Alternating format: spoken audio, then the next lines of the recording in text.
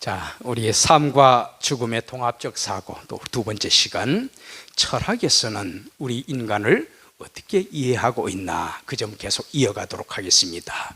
인간을 바르게 이해하려면 자연은 어떻게 이해를 했나, 여기서부터 출발을 하는 거예요. 철학자들이 맨 처음에 자연에 대해 관심을 갖고, 그 다음에 인간에 대해서 관심을 갖고, 인간의 윤리에 대해서 관심을 갖고, 그 다음에는 사후의 세계까지 관심을 갖게 됩니다. 그런 차원에서 자연을 우리가 공부하는 겁니다. 우리 지난번에 이 철학자들이 자연에 대해서 논하는 걸 공부했죠. 이제 두 번째 단계로서 인간이란 무엇인가, 여러분 가지고 계시는 교환 7쪽이 되겠습니다.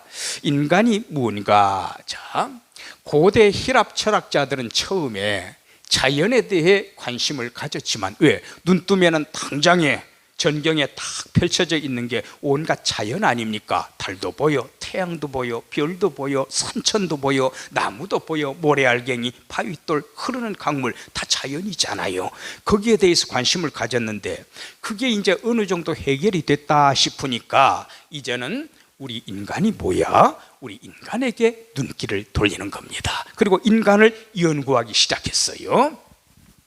자, 이번에는 시야를 인간에게로 돌렸다. 이 분야의 초기 대가들은 소피스트였다. 그래서 소피스트, 이게 사실은 영어가 아니고 소피아, 이 헬라어인데 그리스 말입니다. 지혜라는 뜻입니다. 이 소피아, 지혜라는 단어에다가 그 다음에 필로스라는 단어를 합하게 되면, 필로스는 사랑이에요. 필로스. 그래서 저 미국에 가면 필라델피아, 그 필도 사랑이라는 뜻입니다.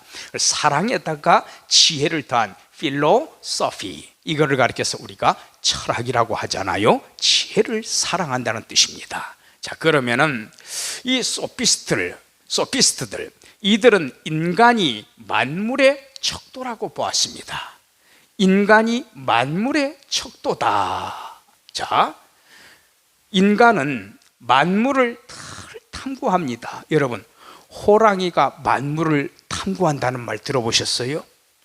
침팬지가 지 아무리 똑똑해도 만물을 탐구한다, 철학 세계를 개척을 했다, 무슨 윤리를 논했다, 들어보셨어요? 없잖아요. 오직 인간이 그것을 주도합니다. 인간이 만물을 탐구하고 파악하는 잣대가 된다. 척도입니다. 스케일이 되겠습니다. 스케일은 거짓말하지 않습니다. 잣대 딱 떼놓고 떼면은 길이가 짧잖아, 길이가 너무 길잖아, 저울 딱 갖다 놓고 너무 무겁잖아, 너무 가볍잖아, 정확하게 판별해내지요. 이 스케일은 거짓말을 하지 않습니다. 그래서 우리 인간은 그러한 스케일과 같다. 만물을 탐구하고 파악하는 잣대와도 같은 존재다. 그 다음에 끊임없이 이 세계가, 우주 만물이 생성하고 변화하는데 거기에 대해서 인간은 부지런히 연구를 하는 존재다. 여러분, 아무리 꿀벌이 열심히 일을 하고 조직력도 있어 보이고 통일성이 있어 보여도요, 이들이 변화하는 세계를 탐구해가지고 거기에 적응을 하는 겁니까? 아니에요. 우리 인간이 그걸 탐구하는 겁니다. 도로 하나를 닦더라도 우리 인간은 그걸 탐구합니다. 집안이 강할까? 집안이 약할까? 여기에 이만큼 차량들이 지나가면 무너지지 않고 견딜까? 다 그것을 판단해가지고 거기에 알맞도록 도로를 건설합니다. 집안이 약하면 거기에 도로 건설하면 안 되겠지요. 우리 인간은 만물을 파악을 합니다. 분별을 합니다. 절대적인 진리나 해답은 존재하지 않으며 세상의 진리 또는 사물에 대한 평가는 사람들 개개인에 따라 달라질 수 있는 주관적이고 상대적인 것이라 생각했다. 이게 이제 프로타고라스가 한 얘기인데, 소피스트 중에 한 사람입니다. 이분이 이런 이야기를 했어요.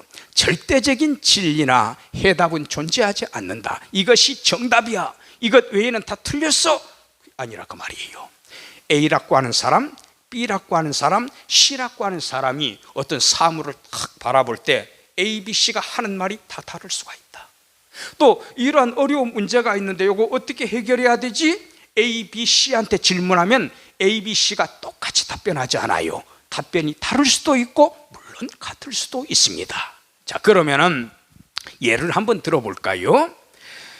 그러니까 인간이 만물을 탐구하고 파악하는 잣대라고 했지만 모든 인간을 붕어빵처럼 생각한 게 아닙니다. 각자의 개성을 인정하는 의미가 담겨져 있는 거지요.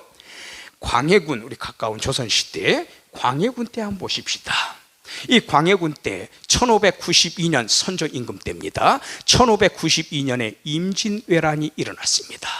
그때 명나라가 우리를 도와줬지요. 5만 명의 대군을 이여송이 총도독으로 해서 우리나라의 급파가 됐습니다. 평양성을 탈환하게 되고 나중에 경성 수도 서울을 회복을 하게 되고 계속해서 이제 왜구들은 남쪽으로 밀려 내려가게 되지요. 그래서 명나라가 우리를 그때 도와주지 않았으면 어떻게 될 뻔했느냐. 그래서 우리 조선의 유학자들은 모두가 다 명나라를 큰 나라로 섬겼어요. 은혜의 나라로 섬겼어요.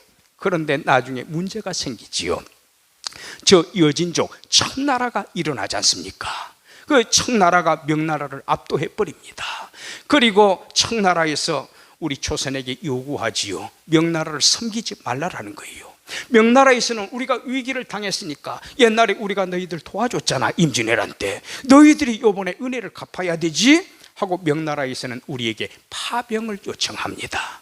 이때 광해군은 강홍립을 도원수로 세워가지고 약 10,000명의 군인들을 파견했습니다. 그때 밀지를 내렸지요. 1대1로 독대하면서 뭐라고 하는가 하면은 형세를 보아서 너가 판정을 내려라.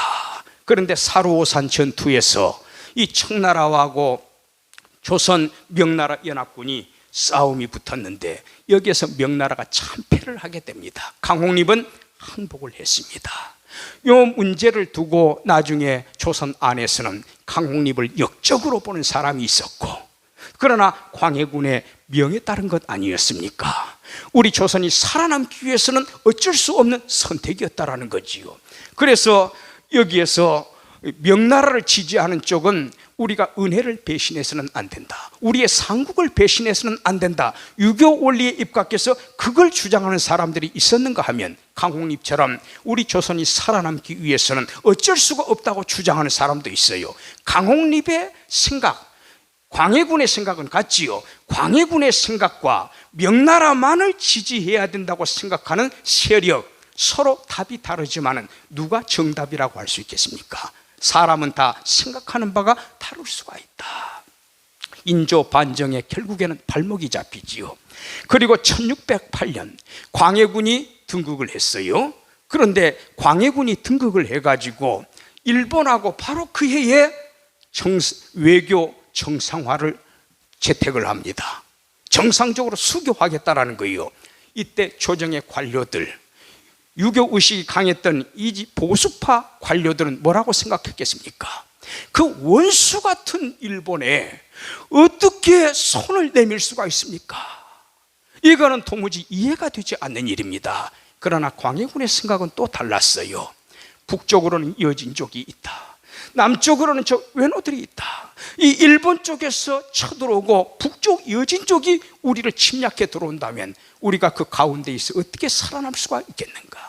저 일본이 이뻐서가 아니라 일본을 잠잠하게 화해를 시키고 우리가 서로 손을 잡아놓게 되면 우리는 북쪽에만 신경을 쓰면 되는 게 아닌가. 그래서 똑같은 이 내용에 대해서도 찬성하는 사람, 반대하는 사람, 중립을 지키는 사람도 있다 그 말입니다. 이렇게 우리 인간의 경우에는 개개인의 생각이 다 다를 수가 있다.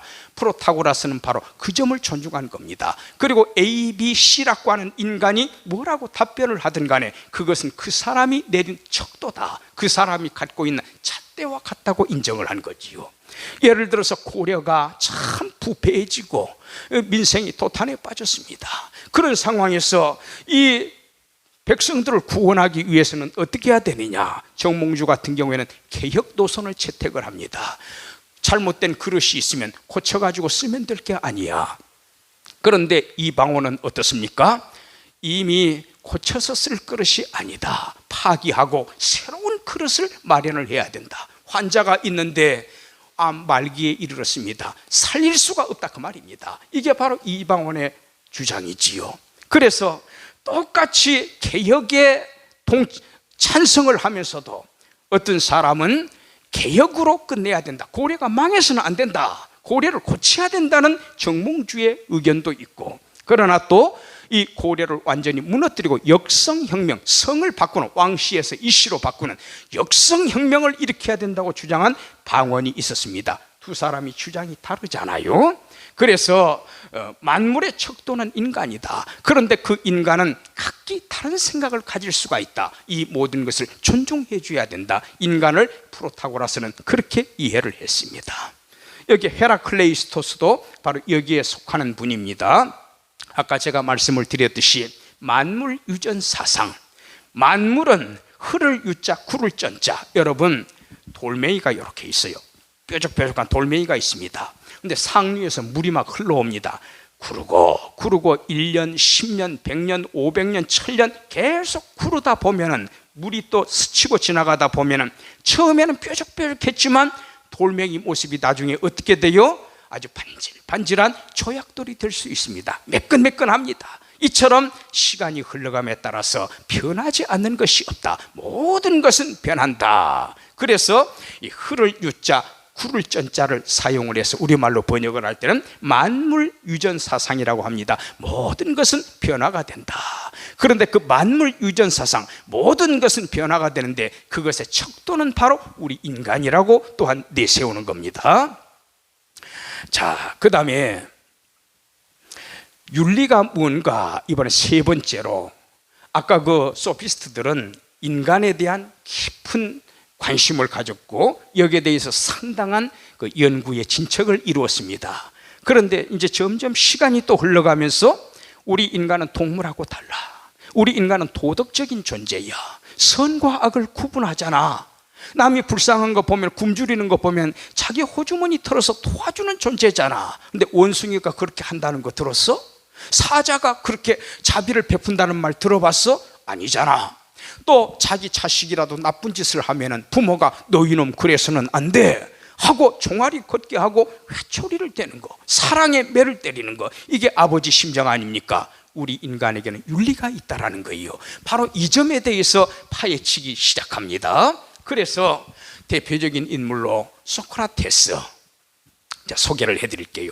이 소크라테스는 논리 체계를 내세워서 교변을 일삼는 소피스트의 말쟁이들입니다. 그들을 향해서 첨예한 논쟁을 벌였습니다. 소크라테스는 자신의 무지를 알고 반성할 것을 촉구했습니다. 이 소피스트들 참 달변입니다. 그래서 상대방을 논리 체계를 세워가지고 굴복을 시켜버려요. 그 상대방의 입장에서는 저 사람 말이 논리적으로는 하자가 없는데 그래도 나는 이해를 못하겠어, 이상하잖아 하면서도 그 사람들이 언변으로 눌러버리니까 결국에는 굴복을 할 수밖에 없는 거지요. 근데 여기에 대해서 소크라테스가 분연히 일어서게 됩니다. 소크라테스는 자신의 무지를 알고 반성할 것을 촉구했습니다. 그래서 유명한 말씀을 하나 남겼지요. 너 자신을 알아라. 너 자신을 알아라. 네가 내 자신도 모르면서 다른 사람을 어떻게 해석을 해? 다른 사람의 생각을 내가 왜 반론을 제기를 해? 너가 너 자신도 모르면서 하늘에 떠 있는 달을 내가 알 수가 있어? 네가 너 자신도 모르면서 앞에 흐르는 강물을 너 이해할 수가 있어? 네가 내 자신도 모르면서 저 흐르는 강물 위에 물의 속도는 얼마 되는지 알아? 저 물 밑에 물의 속도는 얼마가 되는지 알아? 너 모르잖아. 너 자신부터 알아라. 겸손하라는 거예요. 바로 소크라테스가 그걸 가르치면서 그는 윤리의 중심을 착할 선자 꾸니스, 선이라고 가르쳤고, 그 다음에 덕을 지식으로 삼으라고 가르쳤습니다. 덕을 지식으로 삼도록 해라. 자, 덕을 지식으로 삼는다는 게 무슨 말일까? 좀 이해가 잘 안 되지요. 제가 이 점에 대해서 또 이제 설명을 드리도록 하겠습니다. 저희 성경에서 제가 예를 들게요. 저희 성경에서는요, 제사상에 바친 제물을 거기에 고기도 올려놓고 국도 올려놓고 떡도 올려놨어요. 그 제사상에 바친 제물을 기독교인이 먹으면 될까 안 될까? 제가 그걸 물어보면요, 거의 대부분 먹으면 안 됩니다, 그렇게 답변합니다. 그런데요, 신약 성경의 절반을 쓴 바울이라고 하는 분이 계세요. 이 바울은 뭐라고 하면은 먹어도 된다고 말을 합니다. 먹어도 된대요. 그러면 이제 깜짝 놀라죠, 우리 입장에서는. 자, 왜 그런고 하면은 제사상에 올려놓은 그 음식, 그 제물이 변화가 있느냐? 질적인 변화가 일어났느냐? 그냥 공중에 올려놨다가 다시 내려놓은 거야. 이 세상의 신은 유일하게 하나님뿐이야. 그런데 제사상에 제물을 올려놨을 때 하나님 말고 어떤 다른 신이 와가지고 그 제물에 손을 대기라도 하느냐? 그 제물의 본질에 변화가 일어났느냐? 불결하게 되었느냐? 그냥 허공에다가 밥상에다 올려놨다가 다시 끌어내린 거야. 아무런 변질이 없어. 신은 하나님뿐이야. 그거 먹어도 괜찮아. 그렇게 가르쳤어요. 그런데 기독교인이 돼가지고 한 달밖에 안 된 사람이 있습니다. 그 사람은요, 아직 성경을 잘 모르기 때문에 제사상에 올린 제물은 일절 먹어서는 안 되는 걸로 알고 있는 사람입니다. 그런데 기독교인이 된 지 30년이 지난 어떤 사람이 있어요. 이 사람은 잘 알아요.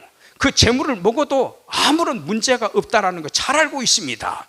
그런데 앞에 이제 믿은 지 한 달밖에 안 되는 사람, 성경 한 번도 제대로 못 읽어본 사람, 그 제사상에 바쳤던 제물은 절대로 먹으면 안 된다고 아는 초신자가 있어요. 근데 그 사람이 딱 쳐다보고 있는데 제사상 제물을 내가 먹었다고 합시다. 30년 믿은 사람이. 그러면은 그 초신자의 마음에 상처가 되잖아요. 어떻게 30년을 믿었다고 하는 사람이 제사상의 제물을 먹을 수가 있느냐? 상처를 받게 됩니다. 그러면은요, 30년 믿은 사람 뱃속에서 꼬르륵 배가 고파서 소리가 난다 할지라도 초신자가 쳐다보고 있을 때는 어떻게 해야 됩니까? 내가 그거 먹어도 아무 상관이 없지만 내가 그걸 먹음으로 해서 저 사람이 상처를 받게 된다면 내가 참아야지요. 배가 꼬르륵 소리가 나더라도 안 먹어야 됩니다. 나중에 한 5년 지나고 10년 지나면 그 초신자도 먹어도 되는 거구나, 그때는 알게 되겠지요. 그러나 그걸 모르는 사람이 있을 때, 그 지식의 수준에 다다르지 못한 사람이 있을 때 입장을 바꿔놓고 생각을 해서 그 사람의 입장을 생각해 가지고 그 사람이 상처받지 않도록 내가 배가 고파도 참는 겁니다. 바로 이것이 진정한 덕이에요. 그래서 모든 것이 가하나 제사상의 음식을 먹을 수도 있으나, 예를 들어서 모든 것이 유익한 것이 아니다, 내가 그걸 제사상에 있는 제물을 먹어도 된다고 하니까 먹어버리는 것이 그게 과연 유익한 것일까? 모든 것이 가능하지만, 그거 내가 해도 되지만 모든 것이 덕을 세우는 것이 아니다. 상대방에게 해를 끼칠 수가 있다, 그 말이에요. 예를 들어서 저 사람이 나한테 빚을 졌어요. 법에 의하면은 얼마 기한 내에 그 갚지 못하면은 그 사람을 노비로 삼을 수 있다, 그런 법이 있다고 해보십시다. 그런데 아무리 법적으로는 그 사람이 나한테 빚을 못 갚았을 때 내가 종으로 삼아버려도 법적으로는 하자가 없지만 동네 사람들이 어떻게 생각하겠습니까? 저 잔인한 사람, 저 못된 사람, 인정사정 안 봐주는 사람 조금만 참아주고 기다리지, 그러면서 손가락질을 할 거 아닙니까? 그게 바로 덕이 안 되는 겁니다. 법을 안 읽었기 때문에 나는 깨끗해, 그럴 수가 없다, 그 말이에요. 우리 인간의 마음하고 법은 또 다른 거거든요. 그래서 누구든지 자기의 유익을 구하지 말고 다른 사람의 입장을 생각해라, 남의 유익을 구하라, 그런 말씀을 내놨습니다. 그래서 소크라테스가 물론 기독교인은 아니지만 예수님은 또 한참 후에 태어나 300년 후쯤에 태어나십니다. 그런데 성경의 가르침과 유사한 맥락, 고도의 지혜를 발휘해서 이렇게까지 권장을 했습니다. 이후 윤리적인 관점은 그의 제자 플라톤과 또 플라톤의 제자 아리스토텔레스를 통해 발전하게 되고, 기원전 4세기경에 이르러서는 에피큐리아니즘과 스토이시즘으로 발전하게 됩니다. 자, 그러면은 에피큐리아니즘 한번 볼까요? 고도의 윤리학자들이라 이렇게 생각하면 됩니다. 에피큐로스라고 하는 사람 이름입니다. 이분이 이런 말을 했어요. Death is nothing to us. 죽음이라고 하는 것은 우리한테 아무것도 아니다. Since when we are, 우리가 현재 when we are, 우리가 살아있을 때, 우리가 지금 숨쉬고 살아있고 활동하고 있어요. 그때 죽음이라는 것은 나한테 아무 의미가 없는 거다. 내가 살아있는데 죽음아 네가 어디 있느냐.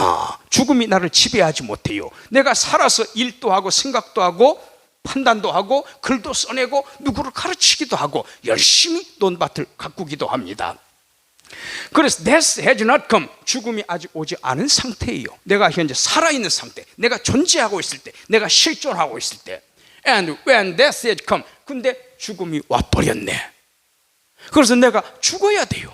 그러면은 we are not, 그때는 우리는 아무것도 아니다. 죽음이 우리한테 엄습해 오기 전까지는 우리는 살아서 우리는 움직이는 존재예요. 죽음이 나를 어찌할 수 없어요. 그러나 내가 딱 죽어버렸어요. 죽음이 나한테 엄습해 들어왔어요. 그럴 경우에 우리는 더 이상 활동을 못합니다. 우리는 아무것도 아니다. 그럼 이게 무슨 의미일까요? 우리는 살아생전에 내가 호흡을 하고 있을 때, 내 눈으로 볼 수 있을 때, 내 두 발로 걸어 다닐 수 있을 때 이 삶을 아름답게 살아야 된다. 멋진 삶을 살아야 된다. 현실적인 것 아닙니까? 윤리는 바로 현실적인 거예요. 지금 살아있을 때 누가 어떻게 하느냐, 네 부모를 어떻게 대하느냐, 네 형제를 어떻게 대하느냐, 너 회사에 가가지고 얼마나 열심히 일을 하느냐, 너 얼마나 정당하게 일을 해서 인컴 수입을 올리느냐. 윤리적인 문제는 현실, 내가 살아있을 때 해당이 되는 거예요. 바로 그 점을 파헤치는 겁니다. 지상에서 누리는 현실적 삶의 문제로서 개인 중심이고 처세술, 올바른 처세술입니다. 인간의 행복을 추구하는 노선, 바로 현실적인 삶에 비중을 두다 보니까 고등한 윤리를 발전시켜야 되죠. 남의 집 담 넘어가거나 사람 죽이거나 그러면 되겠습니까? 전쟁 일으키면 되겠습니까? 그래서 에피큐로스 정신적 쾌락과 평화를 강조했습니다. 이거 잘 먹고 잘 살자 그런 의미 아닙니다. 고등한 도덕 정신을 말하는 겁니다. 높은 담을 쌓고, 금욕 정신이죠. 제자들을 열심히 양육을 했고요. 원망, 두려움 등의 정적인 면을 벗어나기 위해서 노력했습니다. 죄범하면 어떻습니까? 두려움이 있잖아요. 남한테 잘못된 일 당하고 원망도 있잖아요. 그런 삶을 살지 마라. 그러려면 깨끗한 삶을 살아야 된다. 바로 이것이 정신적 쾌락이고 평화다. 내 마음속에 원망하는 게 있어? 내 마음속에 두려움이 있어? 너 죄 지어서 그런 거 아니야. 내가 죄를 안 지었으면 두려운 마음이 없었을 거 아니야. 그래서 이 에피큐리아니즘, 이 노선을 따르는 사람들 에피큐리아니즘, 에피큐로스주의라고 합니다. 그래서 고등한 윤리관을 발전시킨 분이다. 그리고 스토이시즘도 마찬가지예요. 제노가 창설을 했는데 연대가 점점점 현대와 가까워지지요. 엄격한 극기생활, 자기 자신을 이겨라. 금욕, 관용, 누구나 사랑해라. 만인 형제 사랑, 그리고 자연에 잘 순응하며 살도록 해라. 거스르지 마라 그 말입니다. 그리고 이성에 따른 위전이지요. 선과 악을 바르게 분별하는 것, 이성에 따른 생활을 중시했다. 이렇게 살면은 인간이 도덕적인 삶, 고등한 윤리관을 실천하며 살 수가 있다라는 겁니다. 철학이 이런 식으로 발전해 간 겁니다. 마땅히 우리 인간이 그런 존재가 되어야 된다라는 겁니다. 자, 과제물 드릴게요. 또 지금 자리 이탈하지 말고 이 자리에서 바로 작성하세요. 한 3분의 1쪽, 많으면은 2분의 1쪽 이렇게 해가지고 모든 것이 가하지만 법적으로 하자될 거 없습니다. 나 그거에도 떳떳할 수가 있어요. 모든 것이 가능한 일이지만 실제 내가 그 일을 해버리면 법적으로는 저촉이 안 됩니다. 근데 내가 그 일을 함으로써 상대방의 마음을 아프게 한다거나 상대방의 눈에서 막 피눈물이 쏟아지게 한다거나 이런 덕이 되지 못하는 경우가 있습니다. 그걸 우리 주변에서 사례를 들어가지고 한번 설명을 해보시기를 바랍니다. 그렇게 하셔서 잘 정리해가지고 과제물 탭에다가 올려놨거든요. 거기에 여러분들이 또 작성해서 이렇게 탑재를 시켜주시면 제가 읽어볼 거예요. 그리고 좀 더 제가 어떤 격려의 말을 해준다거나 좀 이런 쪽도 생각해 보세요. 피드백을 해줄 수가 있습니다. 또는 아주 잘했어요. 그렇게 해줄 수도 있습니다. 이렇게 제출을 해주셔야만 출석으로 인정이 되고 또 성적 1점 가산점이 주어지게 됩니다. 자, 이렇게 해서 과제물 이번 또 토요일까지 올려주셔야 됩니다. 그렇게 해서 이번 주까지 강의가 되는 것으로 하고 다음 주에 한 주 또 계속 해야 되네요. 근데 혹시 또 모르겠습니다. 학교에서 또 연락이 와가지고 혹시라도 한 주 더 연기합니다, 2주 연기합니다, 그럴 수도 있거든요. 그 시간을 좀 여러분들 광고를 잘 보시고 이렇게 실수하지 않도록 이렇게 유의를 해주시기 바랍니다. 그럼 다음 주 동영상 강의 또 뵙도록 하겠습니다. 감사합니다.